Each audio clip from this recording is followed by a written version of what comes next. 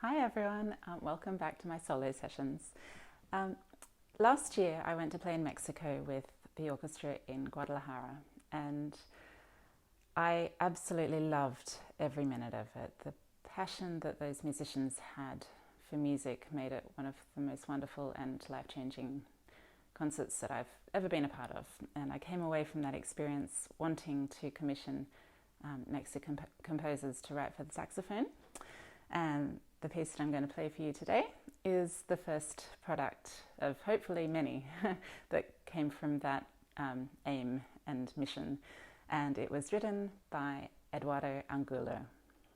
Hello, Eduardo. How are you? Fine. How are you, Amy? I'm very, It's very well. good. It's lovely to see you. And whereabouts are you at the moment? What? Where are you at the moment? I'm in Cuernavaca City now. Aha. It's a lovely place. It's lovely small place. It's a city rather near Mexico City. About I don't know half an hour driving. It's we call it the ever ever spring city. The whole year stays spring. Oh, It's the city of the eternal spring. oh, wow. So it's lovely weather. It's right now. It's rather hot. We're about I don't know 25, 30 degrees. Oh, nice. So it's a lovely city and lovely weather and very sunny. It's Wonderful. Cuernavaca City, where I'm staying now. Lovely. And thank you so much for writing this beautiful, beautiful piece for me. It's just gorgeous. Um, would you mind telling us where it's come from and how it relates to what's going on in the world at the moment? Yes, it is the story of Quirón. He's a centaurus. You call it in English, centaurus. I'm a huge fan of Greek mythology.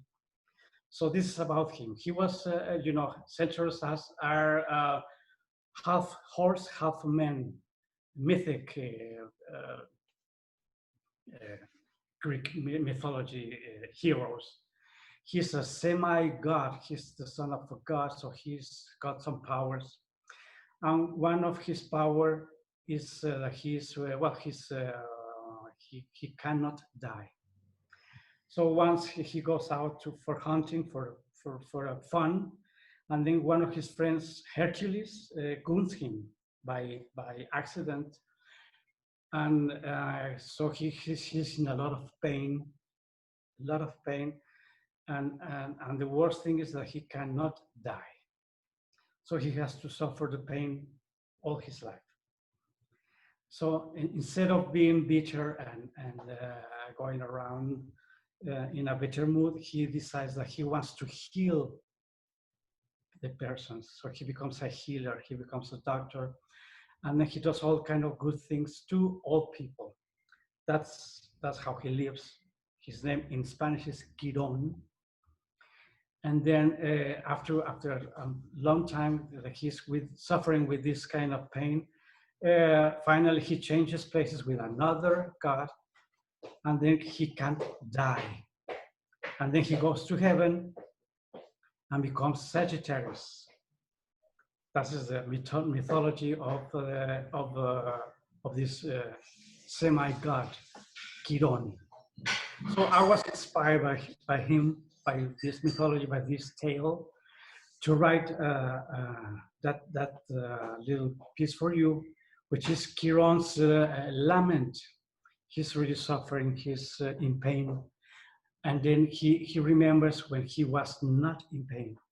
That's in the middle of the piece, when he's dreaming of a better time. Yeah. And then again, at the end of the piece, he's again in that sad mood, but not with, how to say, it's a very special kind of sadness. It is not a bitter sadness. It is a healing sadness. And that's what I wish for the world now. Mm. I wish we were all Quirón and we could heal what is wrong with the world. There's a lot of wrong things in the world now, I'm afraid, in many, many countries. And I wish we could heal that. Yes. So I wrote this piece for you, Amy, of course, for your beautiful sound, and to try to inspire people to heal. I think we have to, after this terrible epidemic, we have to think it twice. I think we have to change. The whole world has to change. We have to be more aware of what we're doing to the earth. I think this is a warning. This is a fair warning of things that have to be changed. And it's in our power to change it. And we can change it through music, of course. So that's what I wrote for you, this piece, Amy. Thank you very, very much. And thank you for telling us about that. And hope to see you again in Mexico soon. Oh, please do come. You're very welcome to Mexico City. Thank you. Take care. You and take care and stay healthy. And you. Gosh. Yes. Okay. Okay. Bye-bye. Bye-bye.